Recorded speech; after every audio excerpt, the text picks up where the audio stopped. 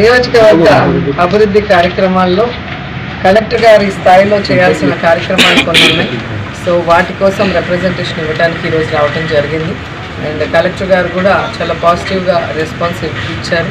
ఎందుకంటే గతంలో ఈ ఎంపీ ఎలక్షన్స్, లోకల్ బాడీ ఎలక్షన్స్తో కోవిడ్ దీంతో కలెక్టర్ గారు బిజీగా ఉండటం వల్ల మేము కూడా రాలేకపోయాము. సో ఇప్పుడు ఫ్రీ టైం కలెక్టర్ గారికి ఉంది కాబట్టి సో మా నియోజకవర్గ అభివృద్ధి కోసం మరి వచ్చి కలవటం జరిగింది. సో ఆయన ఖచ్చితంగా ఎంత త్వరగా పూర్తవుతే అంత త్వరగా చేసేస్తారని చాలా సంతోషంగా అనిపించింది.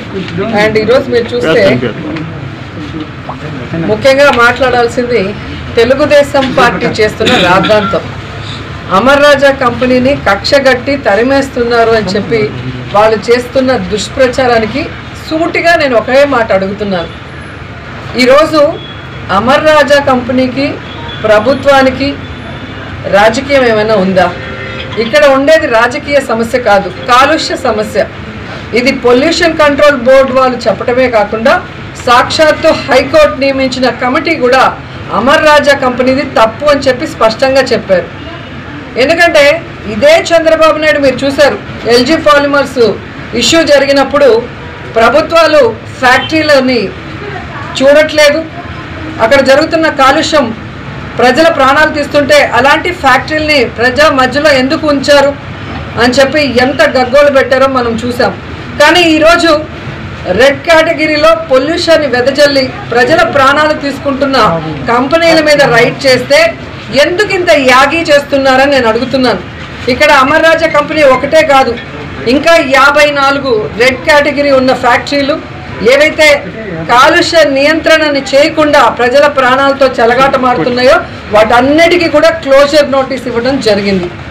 నేను ఒకటే అడుగుతున్నాను చంద్రబాబు నాయుడిని, పచ్చ బ్యాచ్ని. ఈరోజు అమర్ రాజా కంపెనీ ఎవరు కూడా వెళ్ళిపోని చెప్పట్లేదు.